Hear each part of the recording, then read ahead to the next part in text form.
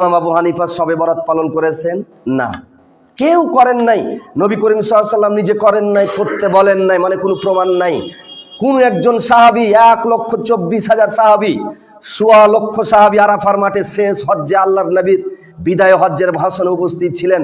1,24,000 সাহাবীর কেউ কোনোদিন একদিনের জন্য শবে বরাত পালন করেছেন কোনো ডকুমেন্ট নাই। 4 ইমামের কেউ করেছেন নাই, কোনো মুহাদ্দিস করেছেন, ইমামরা করেছেন, ডকুমেন্ট নাই। তাহলে অতীতের কোন সালাফগণ শবে বরাত পালন করলেন না, এমনকি আপনার ইমামও করলেন না, যার জন্য আপনার জীবন দিতে প্রস্তুত। তাহলে আপনারা কিসের ওপর ভিত্তি করে, কিসের জন্য এই শবে বরাত পালন করে থাকেন? গোলামি না করে বিরত থাকা উচিত, বেরিয়ে আসা উচিত। এগুলি বিদআযুক্ত ইবাদত করে কোনোদিন আল্লাহর সন্তুষ্ট করা যায় না, বরং আল্লাহরও বেজার হন, নারাজ হন, তার ইবাদতকে সব সমূলে ধ্বংস করে দেন। মোল্লা আলী কারি রহিমাহুল্লাহ, উনি একজন হানাফি আলেম, মিসকাতের আরবি ভাষ্যকার মোল্লা আলী কারি হানাফি রহিমাহুল্লাহ, উনি বলছেন এই শবে বরাতের সালাতুল আলাফিয়া 100 রাকাত সালাতটা চালু হয়েছে 448 হিজরিতে। আল্লাহর নবী মারা গেলেন 10ম হিজরিতে, তার মানে তার মৃত্যুর আরো 438 বছর পরে এই শবে বরাতের ইবাদতটা চালু হয়েছে। বাইতুল মুকাদ্দাসে, ফিলিস্তিনের যে মসজিদ, এই বাইতুল মাকদাসের মূর্খ ইমামগণ সাধারণ মুসল্লিদেরকে ভুলভাল বুঝিয়ে মূল ইবাদত থেকে বঞ্চিত করে তাদের পকেট থেকে কিছু টাকা পয়সা বের করে পকেট গরম করার জন্য এই ইবাদতটা চালু করেছিল। ওই সময়ের হক্কানি আলেমরা নিষেধ করেছিল, তোমরা এই ধরনের একটা ইবাদত, বিদআত ইবাদত চালু করতে পারো না, যেটার অস্তিত্ব সোনালী যুগে নাই, নাই রাসূলের যুগে, নাই সাহাবাদের যুগে, নাই তাবেঈদের যুগে। অতএব এটা করা উচিত হবে না, এটা করলে আল্লাহর গজব আসতে পারে। কিন্তু তারা তো শুনেই নাই, বরং তাদের বিরুদ্ধে আরো বিষোদ্গার করলো, সাধারণ মানুষকে উস্কিয়ে দিয়ে তাদের বিরুদ্ধে মানে মায়ের মুখী আচরণ করলো। তখন তারা গজব আসতে পারে, এই ধরনের ইবাদত থাকলে সমাজে, এই গজবের ভয়ে ওই সময়ের মানে প্রকৃত আলেমরা ওই এলাকা ছেড়ে জঙ্গলে চলে গিয়েছিল। ওই এলাকা ছেড়ে জঙ্গলে চলে গিয়েছিল, এত দূর পর্যন্ত কথা আছে।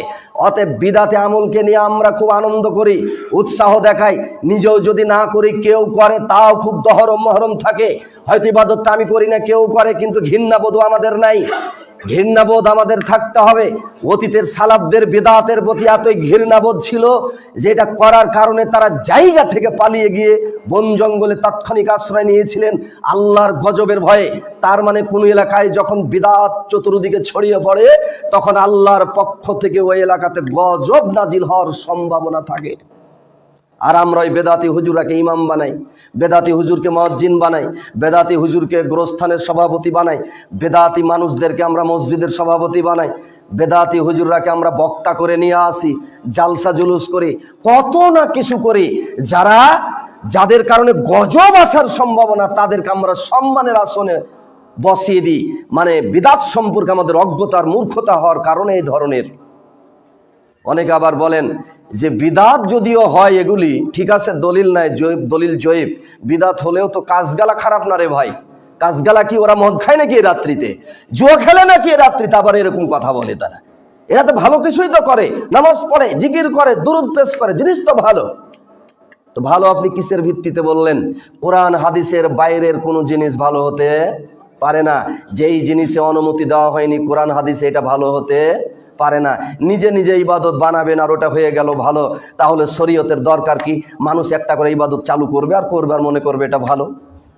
অতএব যারা এটাকে ভালো বলেন, বিদআতে হাসানা বলেন, যেটা ভালো বিদআত, তাদের সতর্ক হওয়া উচিত। এই ধরনের নোংরা কথা, ইবাদত তৈরি করে এটাকে ভালো ইবাদত বলার দুঃসাহসিকতা অতীতের কোন সালাফ দেখান নাই, বরং সবাই ঘৃণা করেছেন। অতএব এটাকে ভালো বলে অভিব্যক্তি পেশ করা আরেকটি মূর্খতা ও জাহেলিয়াত। শরীয়তের বাইরের কোন ইবাদত ভালো হতে পারে না।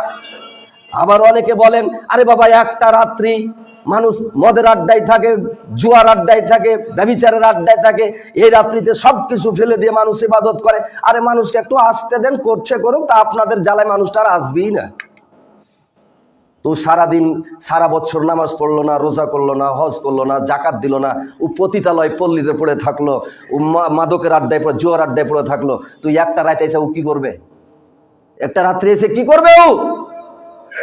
তারপর আবার এটা এমন একটা রাত্রি যেটা বিদআতের রাত্রি, শয়তানের আবিষ্কার করা ইবাদতের রাত্রি। তার মানে ও নিজে শয়তান, আর ওই শয়তানের আবিষ্কার করা রাত্রিটা হয়েছে ওর পছন্দ। তা আমি একজন আলেম মানুষ, দিন ধর্ম বুঝা মানুষ, কিভাবে শয়তানের আবিষ্কার করা ইবাদতের রাত্রিতে ওই শয়তানকে বলবো যে যাক ভালো হয়ে যাবে? এটা হতে পারে? ও তো শয়তানের সঙ্গী হতে এসেছে এখানে। অতএব এ ধরনের কথাবার্তা বলা আমাদের জন্য আদৌ সমীচীন হবে না।